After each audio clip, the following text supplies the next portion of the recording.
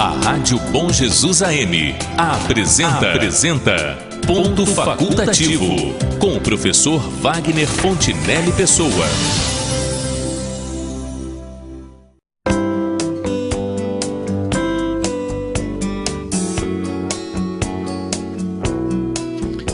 Bom dia, senhoras e senhores ouvintes da Rádio Bom Jesus. A questão escolhida para hoje é a seguinte: um tratamento de impacto e a internação compulsória são as formas mais adequadas de se lidar com o problema da dependência química?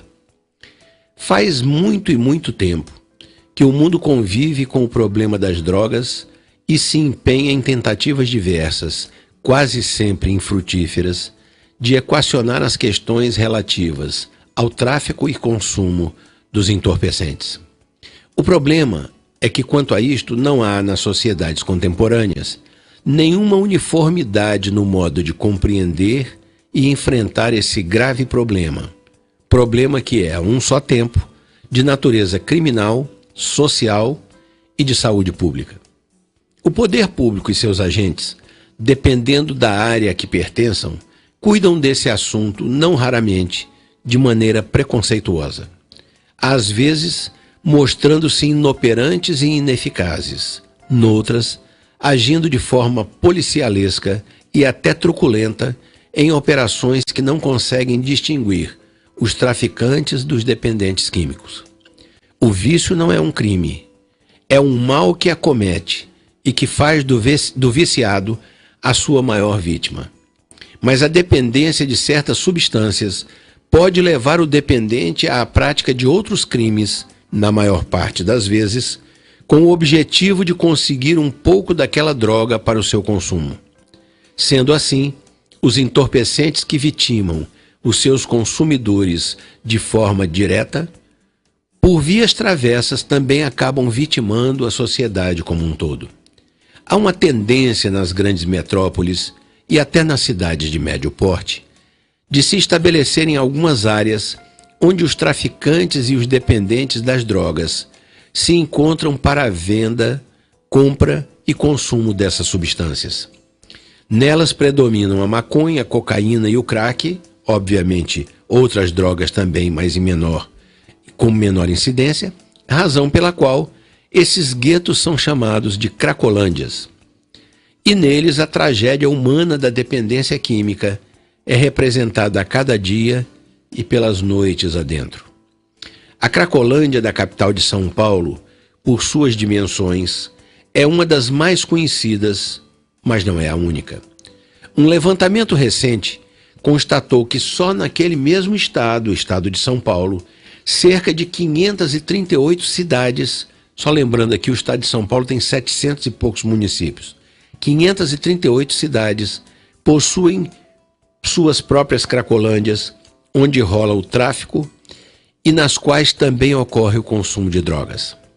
O fato que se destaca nesses dias, porém, é que o novo prefeito paulistano, que parece gostar de ações espetaculosas, resolveu decretar o fim da Cracolândia na cidade que governa, como se um problema dessa magnitude pudesse ser resolvido com polícia e demolição de prédios. E depois, segundo seu plano de ação, com a internação compulsória dos dependentes. Pelos desdobramentos das ações empreendidas sob a batuta do João Dória Júnior, parece que não é bem assim que o problema há de ser resolvido. É sobre isto que no ponto facultativo desta terça-feira iremos conversar. E para a conversa desta terça-feira, retorna ao ponto facultativo uma profissional da psicologia que já contribuiu com o programa noutras oportunidades em que cuidamos de assuntos da sua especialidade.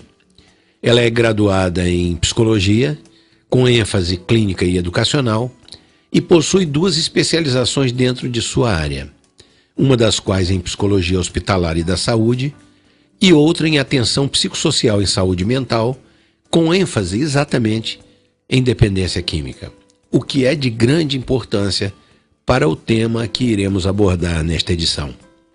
Profissional experiente, já atuou ou atua como chefe do pronto-socorro no Hospital Psiquiátrico em Cachoeiro de Itapimirim, no Espírito Santo, na área da assistência social, o CRAS, na clínica Provita em Guaçuí, no Espírito Santo, e além de ser terapeuta no programa de tabagismo, atende em unidades de saúde e ministra palestras informativas e motivacionais para jovens e adolescentes. Comigo, na bancada de entrevistas da Rádio Bom Jesus, a psicóloga Lidiane Silva. E no comando do Show da Manhã, o meu amigo e parceiro, Alexander Sullivan.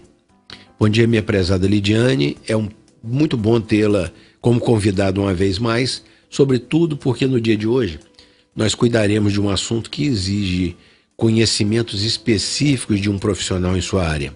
Seja muito bem-vinda e obrigado por estar conosco novamente. Bom dia, Wagner. Bom dia, querido ouvinte. O prazer é todo meu de estar nesse programa novamente, falando sobre um tema tão atual, né, e ficando cada vez mais complicado na nossa sociedade. Olha, e entre os nossos queridos ouvintes que você acaba de cumprimentar, eu quero marcar aqui a presença na nossa audiência de uma pessoa que a gente tem grande estima por ele, que é o Valdir e os irmãos Caetano. Estão sempre lá na oficina, nos acompanhando aqui em todas as edições, e estão lá. Um abração para o Valdir e para os irmãos Caetano. Esse programa, minha cara doutora Lidiane, é um programa que nós vamos desenvolver a partir, exatamente como eu disse agora na apresentação, desses acontecimentos recentes que marcaram a tentativa de intervenção do poder público municipal e estadual, que foi uma ação conjunta, na Cracolândia da cidade de São Paulo, né? Vamos primeiramente ver um pouco sobre a operação, como foi que a operação aconteceu. Essa operação, para começo de conversa, doutora, ela foi, e o próprio governador e o prefeito reconhecem e reafirmam que era isso mesmo que se pretendia. Ela foi apenas uma operação policial. Os usuários não foram abordados, né? E nem eram o objetivo da operação. Foram dispersados, isso é uma coisa que a gente deve chamar a atenção, foram dispersados do local com bomba. Sim, bomba, tiro de borracha. Tiro de borracha e tal, foram dispersados. Eu lhe digo, quem está querendo acabar com a Cracolândia, seja ela em São Paulo ou em qualquer lugar, dá para fazer uma operação policialesca e achar que por aí é o caminho? Não, não tem como. Tanto é que o Estado de São Paulo tem recebido muita crítica, né, de todos os conselhos, Conselho Federal de Psicologia, da Assistência Social, até mesmo Conselho Federal de Medicina, já se posicionou contra essa ação, porque hoje todos nós trabalhamos a humanização no atendimento, né, no tratar com o dependente químico e qualquer paciente. E se fosse a intervenção somente para acabar com os traficantes, não precisava de uma ação tão truculenta com os dependentes químicos, que dependente químico é diferente de traficante.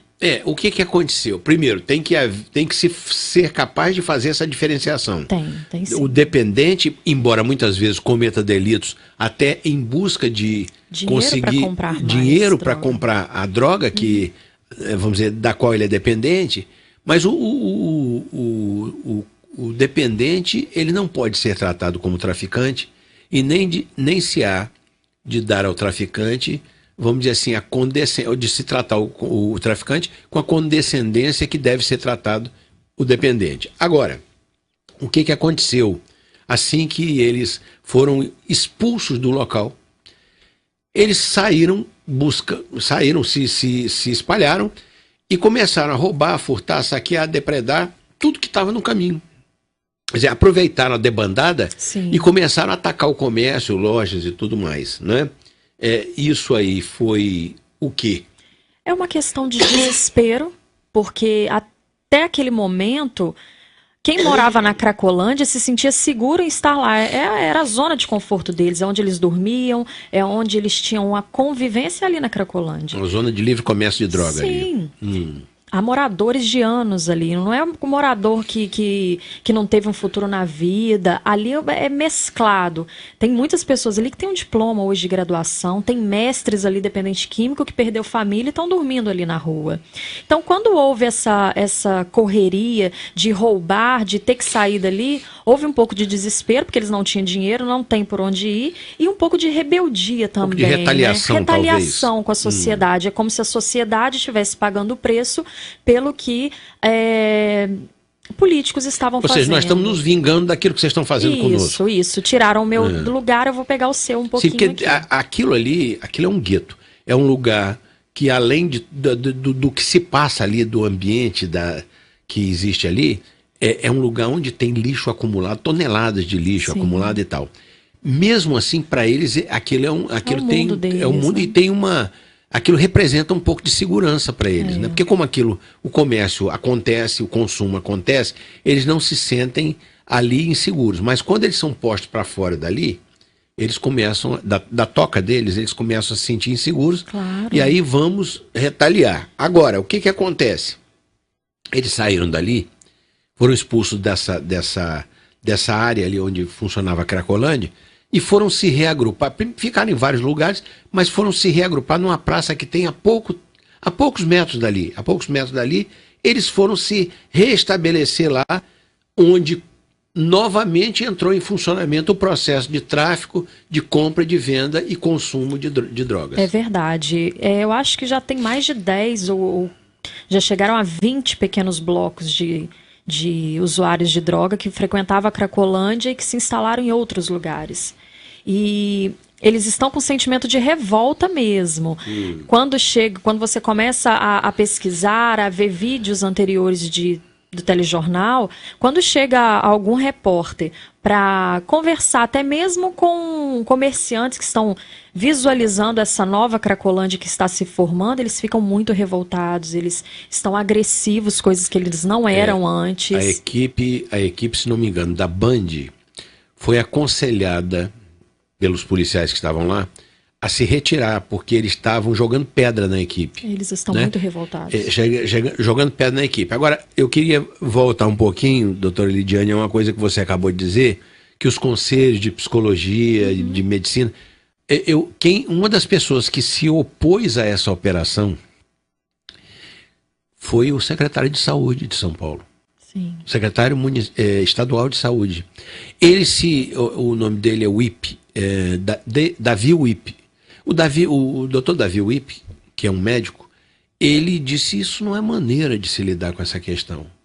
Agora, como parece que vamos dizer, a operação, digamos assim, ela foi montada toda em cima da retaguarda da Secretaria de Segurança, porque a secretária de Direitos Humanos de São Paulo,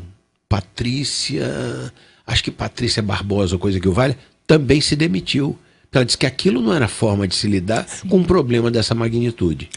Então, dentro do próprio governo, doutora Lidiane, não existe unidade em relação a essa operação. Teve muitas divergências assim de como lidar, como fazer uma estratégia. Só que quando foram montando a estratégia para chegar na Cracolândia, eles usaram muito exemplo de Nova York, né? Que em Nova York tinha esse problema com dependentes químicos e com moradores de rua. Só que Nova York é uma cultura, está num país muito diferente do nosso. E vamos entender, quem estava como alcaide, como prefeito de Nova York, era o Rudolph Giuliani, que foi o prefeito que conseguiu acabar com a criminalidade em Nova York. E eu acho que é isso que o João Dória está querendo passar. Mas o João Dória não tem esse conhecimento. O Giuliani, ele era um membro do Ministério Público muito ativo na área criminal. E ele tinha um projeto muito sério. E investiu recursos pesados na recuperação da cidade de Nova York. Inclusive, aquilo que hoje se aplica para tudo no mundo, até eu amo meu cachorro, que é aquele coração, Sim. I love New York.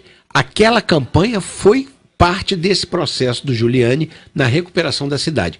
Mesmo assim, doutora, eu já li que aquela Cracolândia de Nova York foi extinta com essas ações, né, da gestão Giuliani, mas existem pequenas Cracolândias espalhadas na ilha de Manhattan. Sim, e são estruturas diferentes. Para você ter um projeto desse, você tem que ter uma estrutura de acolhimento, de tratamento, tem que ter uma verba muito alta no município para poder acolher a todos que estavam ali.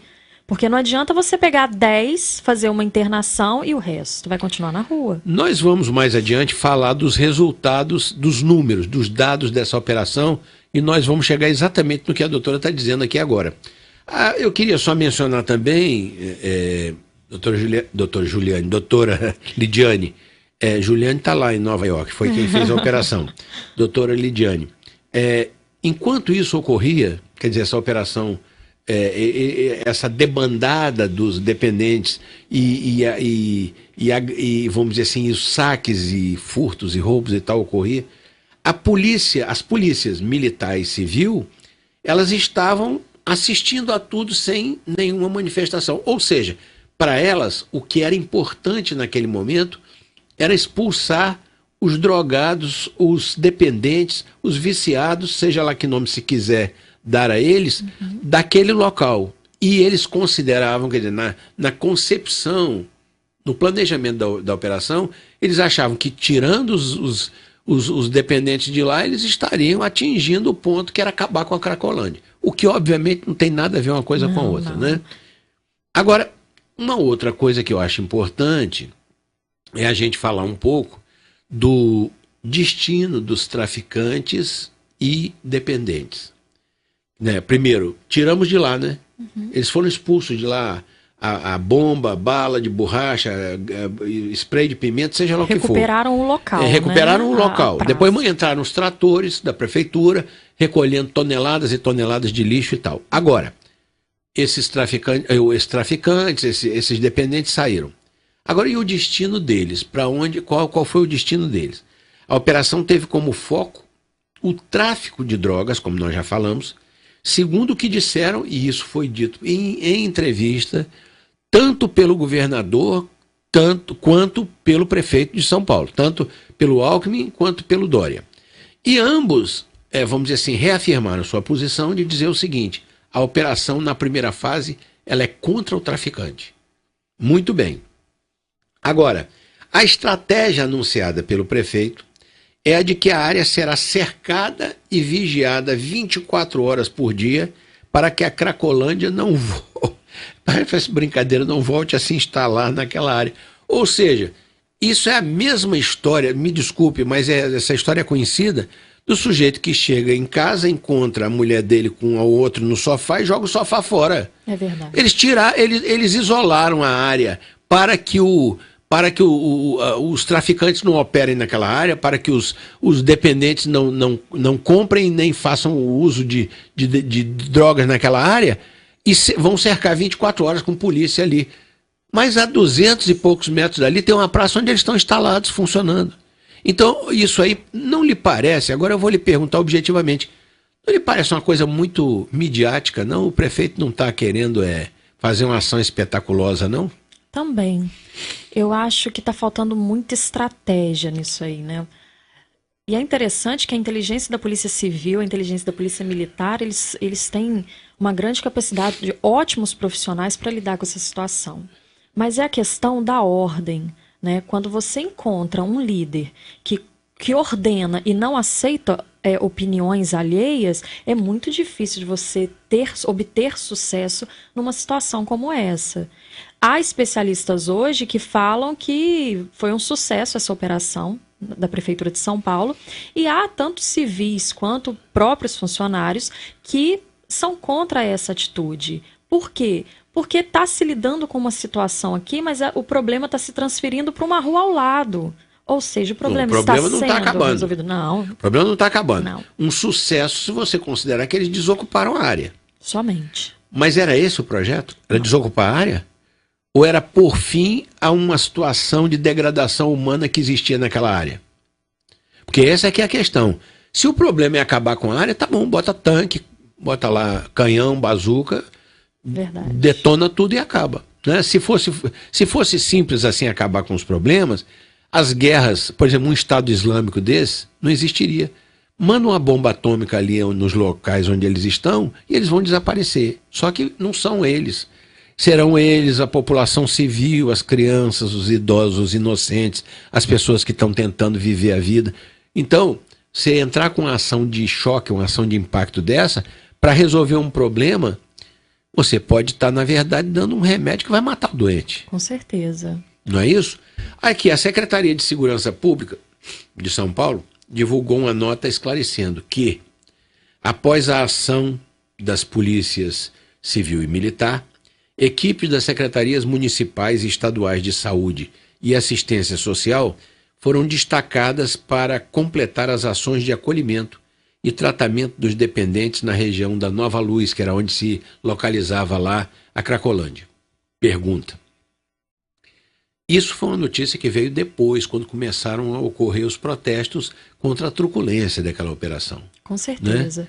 Hoje, se for chegar uma equipe multidisciplinar para acolhimento, para tentar fazer algum tipo de ação com dependente químico, vai ser muito mais difícil e mais demorado.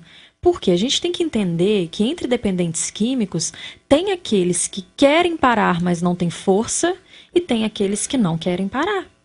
Que não tem a consciência que é necessário, que está se matando, porque ele gosta do vício, ele gosta de usar a droga. Quando você tá assistindo algum programa, ele sempre pega um dependente químico chorando que quer sair daquela ali. Só que antes disso, a equipe já passou entre 5, 6 que não querem sair daquela vida que está ali. Por quê? Porque acha que não tem vida melhor, que não vai ter um futuro melhor. Então, essa ação truculenta para uma equipe multidisciplinar, psicólogo, assistente social e até mesmo médico, tem uma conduta mais difícil de se chegar ao dependente químico, porque nesse momento eles estão, vamos dizer, ariscos, né? Estão rebeldes. A pessoa, ela resiste. Primeiro existe uma dependência química, ou seja, o corpo precisa daquela substância. Sim, depois vem a dependência emocional, psicológica. E tem uma dependência emocional, psicológica. Sim. Agora, eu lhe digo o seguinte, quando a pessoa não quer ser ajudada, isso não é um sintoma, vamos dizer assim, deplorável, lamentável, triste, seja lá o que adjetivo a gente queira usar, mas não é um sintoma de que essa pessoa já está com o discernimento dela embotado pela droga? Sim. Não é? Sim.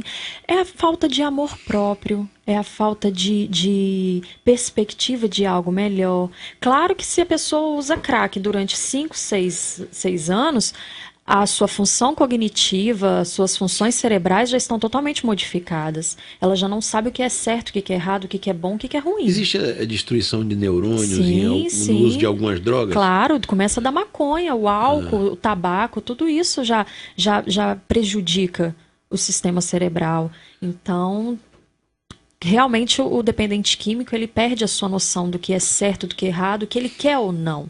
E um dos motivos da intervenção é trazer a ele a consciência que existe mundo fora desse mundo das drogas. Sim, que isso é uma coisa que seria a chave da porta, porque a maioria deles não entende que há um mundo fora desse mundo. Sim, não né? entende. Só um adendo aqui. Maconha, existem as drogas lícitas, por exemplo, o cigarro e o álcool. Já ouvi, e eu lhe pergunto, porque a sua especialidade é dependência química, uma de suas especialidades é a dependência química, eu lhe pergunto o seguinte, já ouvi dizer que a maconha, do ponto de vista da química dela, ela é menos prejudicial à saúde do que o cigarro comum, que é entupido de química. Existe algum sentido nessa afirmação? Olha só, todo usuário, ele sempre pega aquela informação que lhe traga bem-estar e conforto para continuar usando. O que aplaca é a sua consciência. Isso. A maconha, hoje, a cannabis, ela é muito usada como forma terapêutica e medicamentosa fora do Brasil, né? Para epilepsia, pessoas que têm convulsões, ela ajuda. Mas o que os cientistas fazem? Ele pega o melhor da maconha e extrai para se tornar um medicamento. Em relação à química, obviamente que a maconha não tem tanta química como um cigarro industrializado, né? Mas ela faz mal também. Dependendo da maconha, ela pode ter esterco de boi ali misturado. Mas não tem adição de química que um cigarro industrializado tem, né? Não tem. Então, realmente, a maconha é muito mais natural do que um cigarro industrializado. O cigarro faz muito mal a um prazo médio. A maconha já é a médio a longo prazo. Ela realmente te traz alguns problemas neurológicos, fisiológicos, né? E a dependência emocional. Tem muito garoto hoje de 16 anos que não consegue largar a maconha, não consegue dormir se não fumar maconha. Porque ele acredita que só relaxa, que só é criativo se usar a substância. Muito bem. A Rádio Bom Jesus AM está apresentando Ponto Facultativo, com o professor Wagner Fontinelli Pessoa. Voltamos a apresentar Ponto Facultativo, com o professor Wagner Fontinelli Pessoa.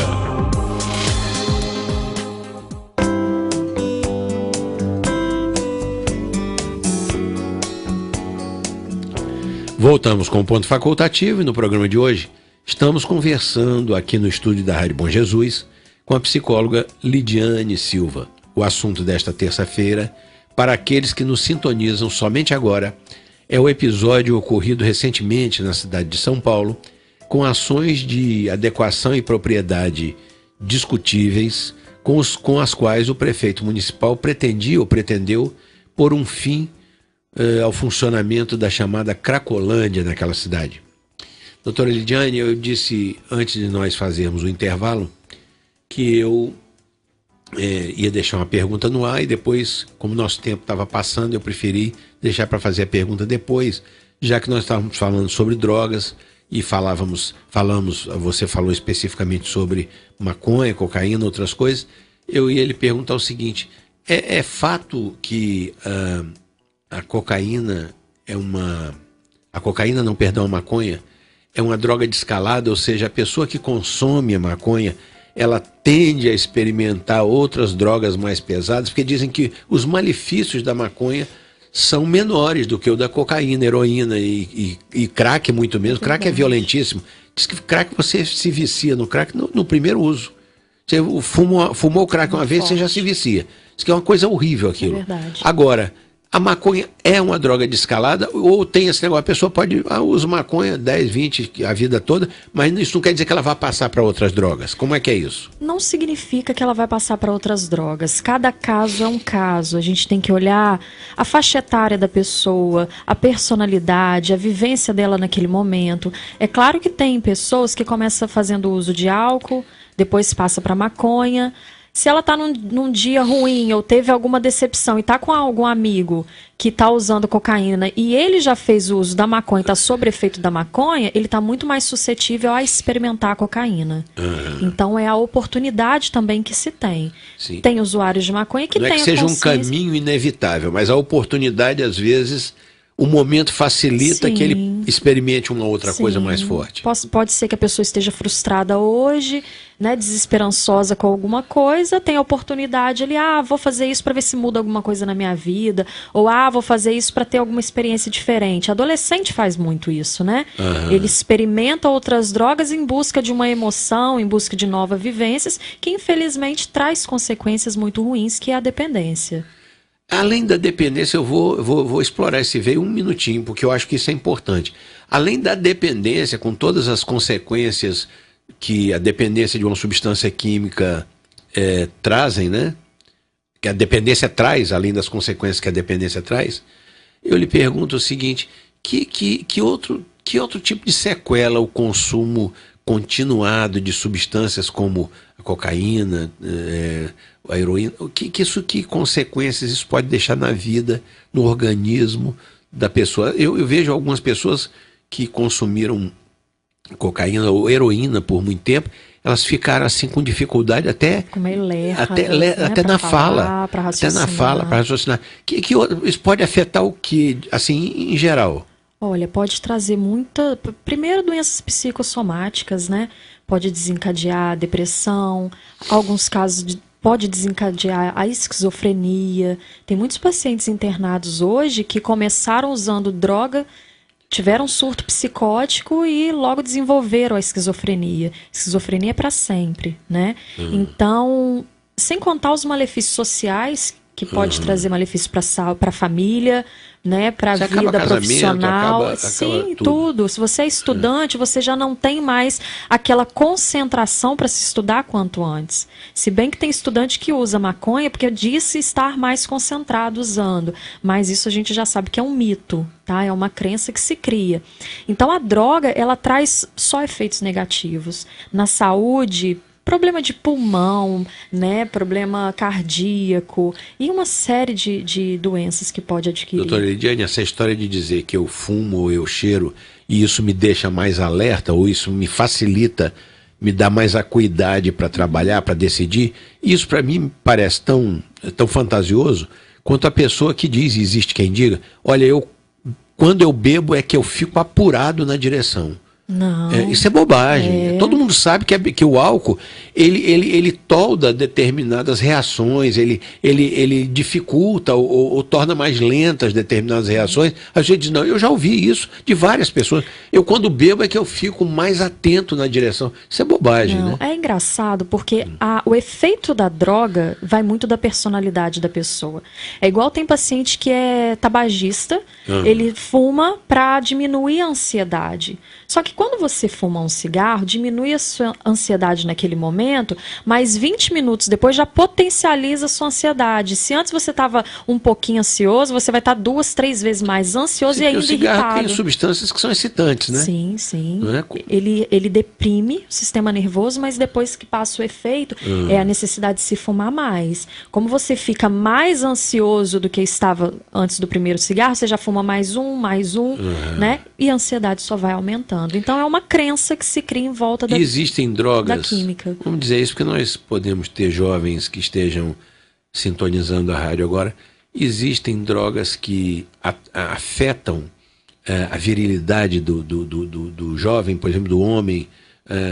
Existem drogas que produzem esse resultado também? O próprio álcool, que é o mais comum, né? Que é a droga lícita, ele... Mas não deixa de ser droga, né? Não deixa de ser droga. Ele, dependendo da pessoa, ele afeta, sim, a sua virilidade, né? A questão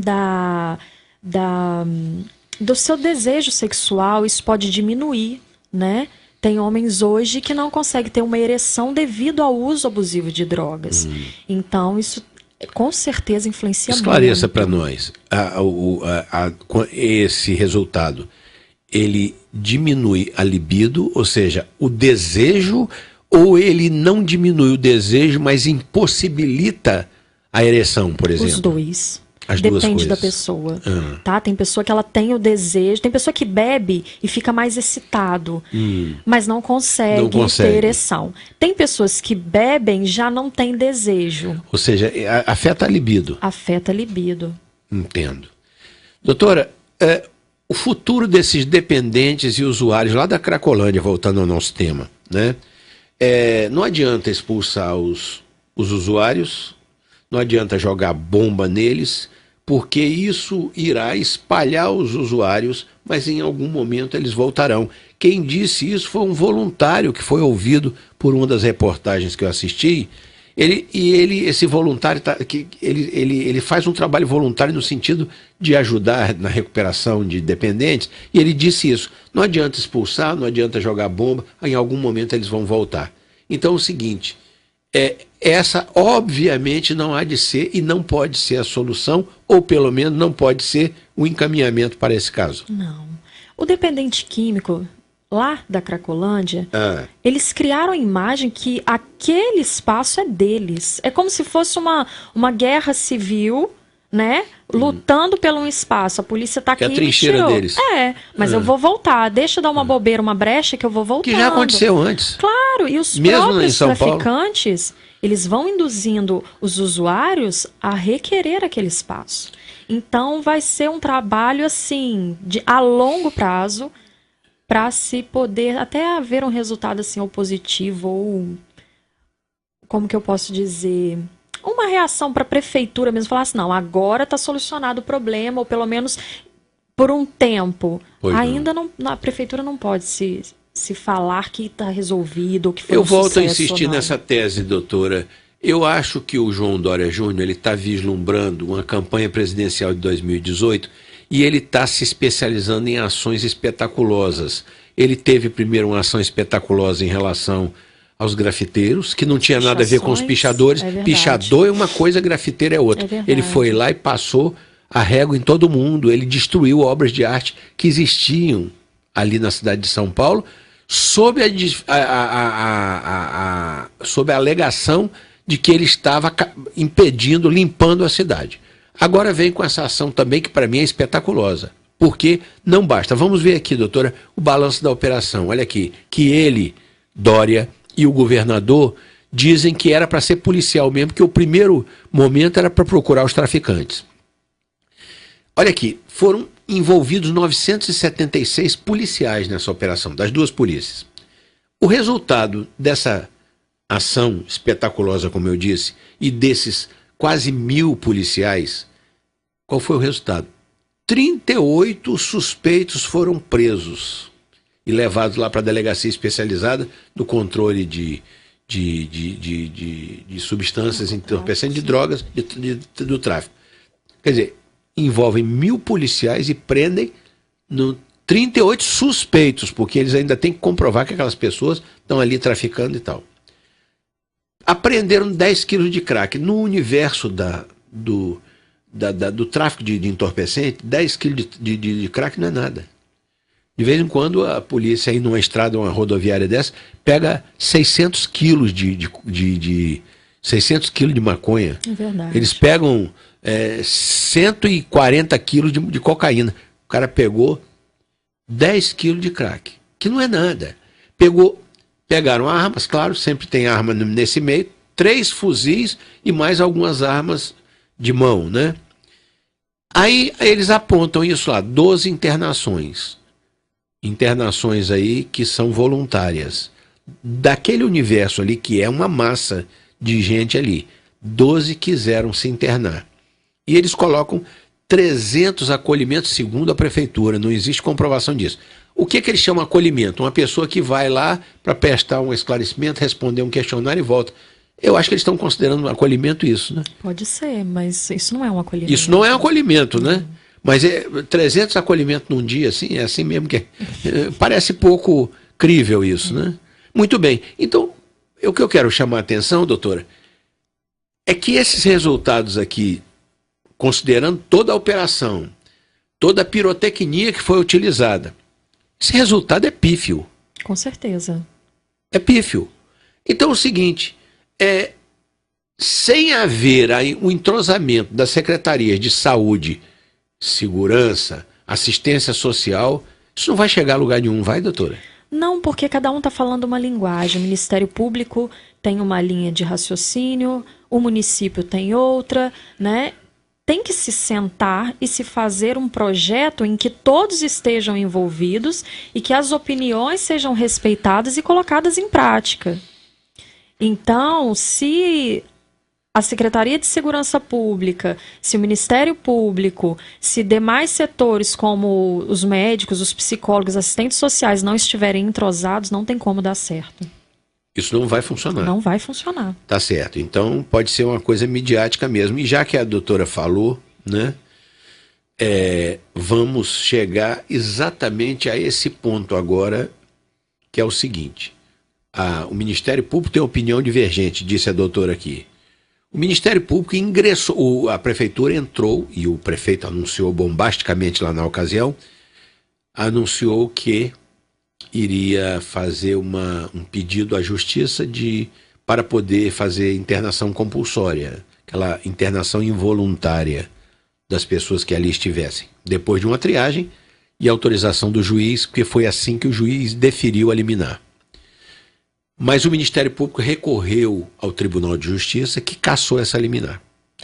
Então vamos falar da internação compulsória apenas teoricamente, porque até o presente momento a liminar que permitiria isso está cassada. Muito bem. Internação compulsória, quando é que ela dá certo e quando é que ela não vai dar certo? Bom, a internação compulsória, ela é em último caso que ela é determinada. Primeira coisa que a gente tem que entender é que existe a internação voluntária, que é quando o paciente quer ser internado, ele aceita o tratamento. A internação involuntária é quando o paciente não aceita o tratamento e a família autoriza a internação dele. E essa internação compulsória é quando já se tentou vários tratamentos para o dependente químico, não deu certo, por algum momento ele está abandonado, não tem familiar nenhum, a justiça vai e determina que ele seja internado. Ou seja, não tem autorização da família e nem do paciente. Só que essa internação compulsória, ela é em último caso.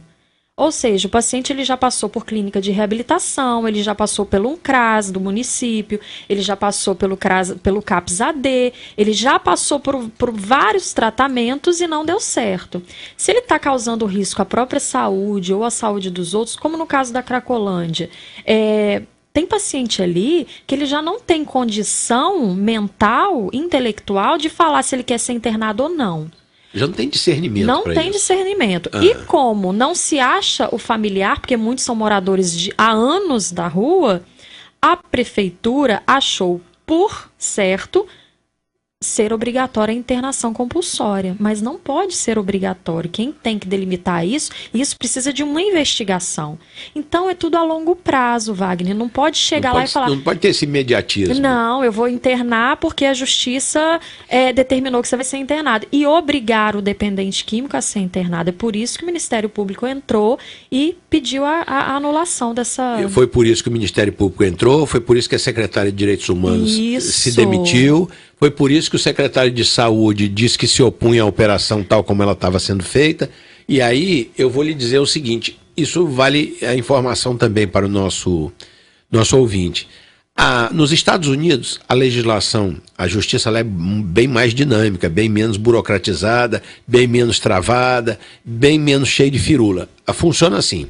Nós dissemos aqui no começo do programa, doutora, que às vezes o dependente ele comete delitos, mas para obter a droga que ele precisa consumir, que ele quer consumir. E às vezes precisa, é uma questão de dependência. Não importa, de um jeito ou de outro é delito, que ele está com o furto, né? O saque, seja lá o que for. O que a justiça americana faz, ou como procede a justiça americana?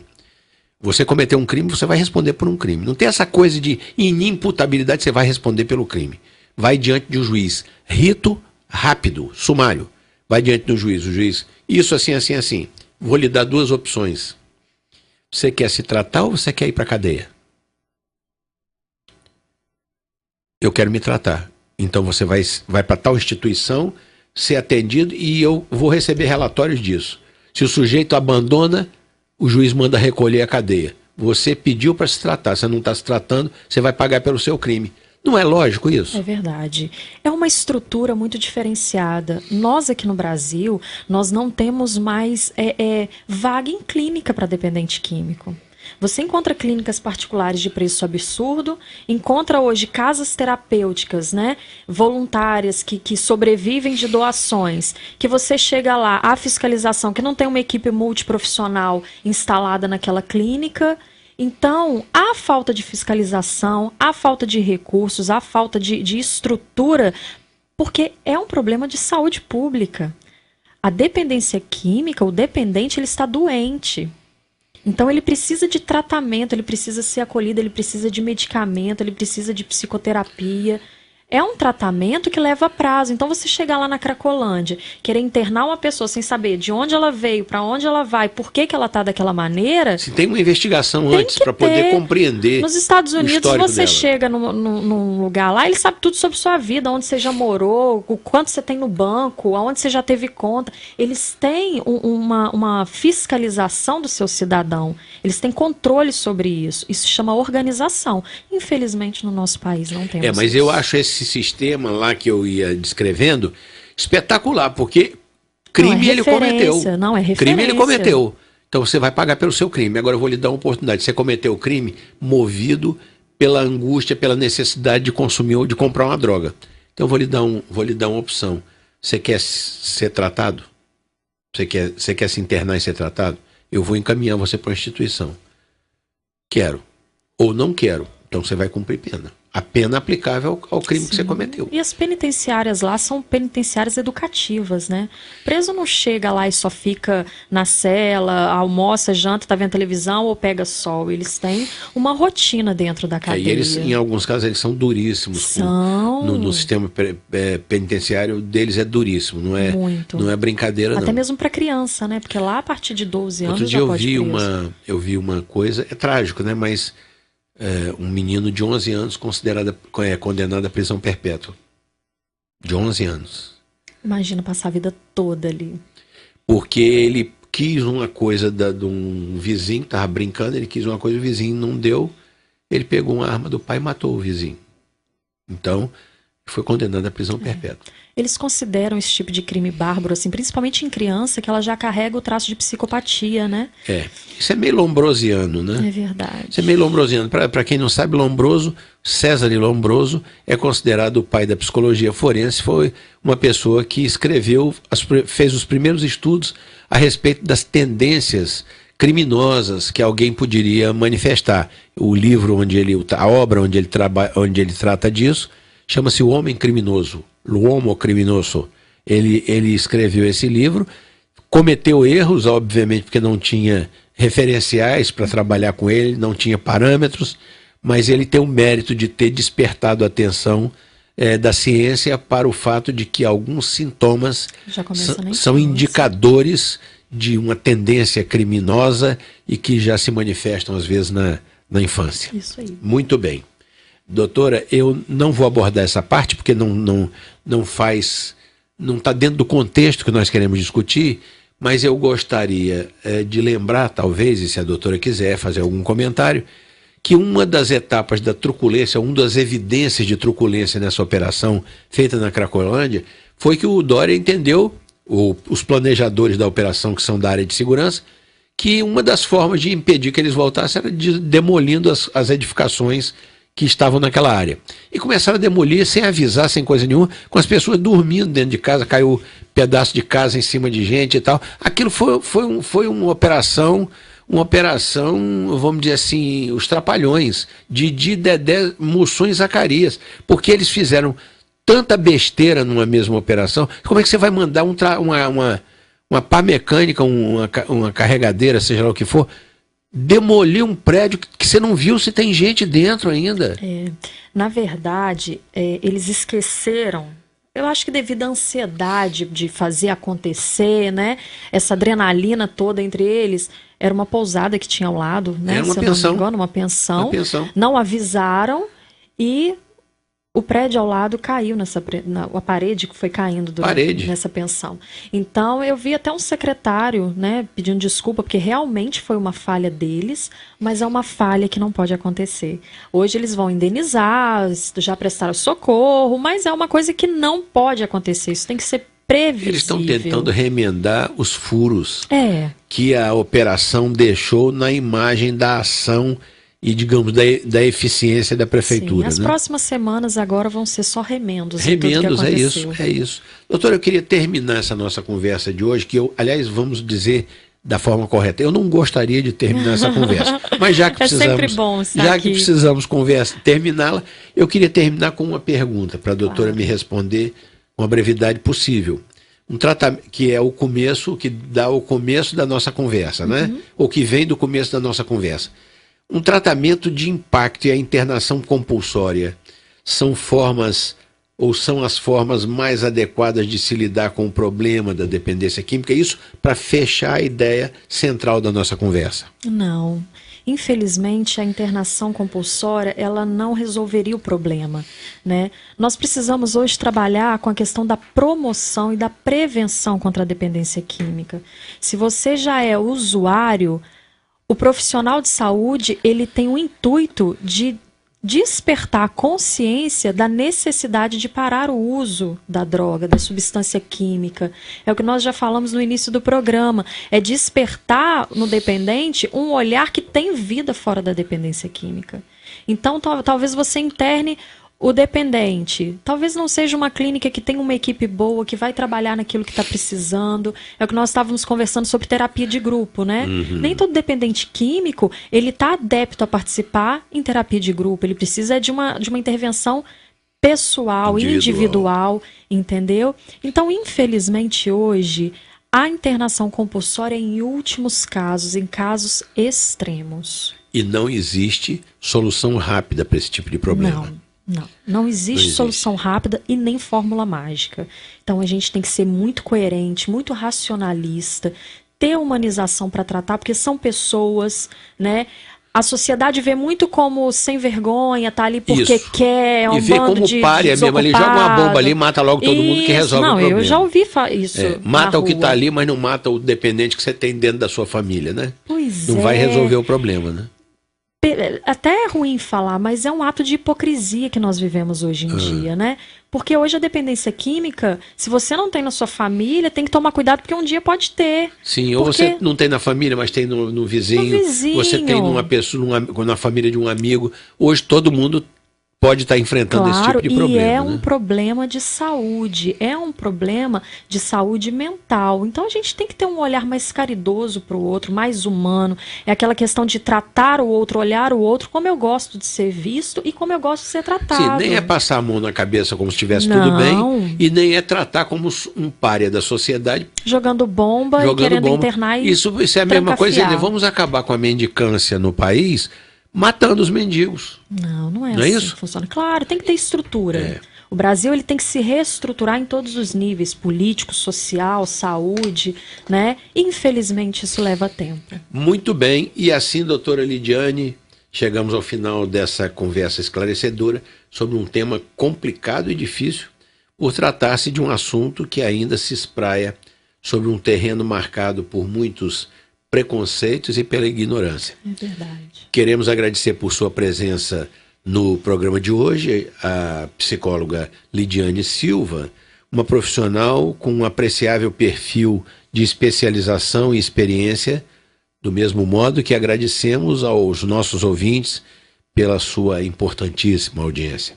Minha prezada doutora Lidiane, o microfone da Rádio Bom Jesus está uma vez mais à sua disposição para suas despedidas. Eu que gostaria de agradecer pelo convite.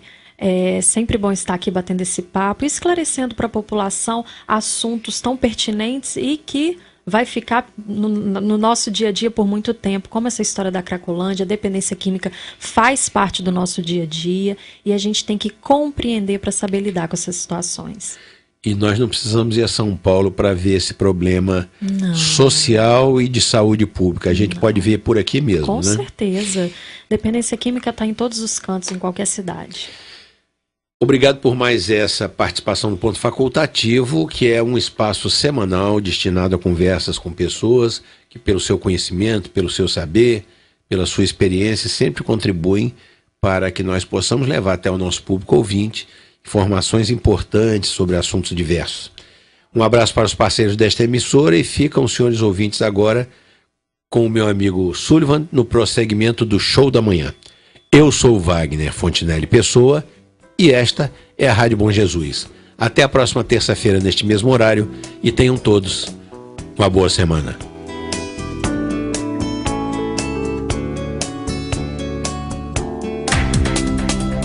A Rádio Bom Jesus apresentou Programa Ponto Facultativo com o professor Wagner Fontinelli Pessoa.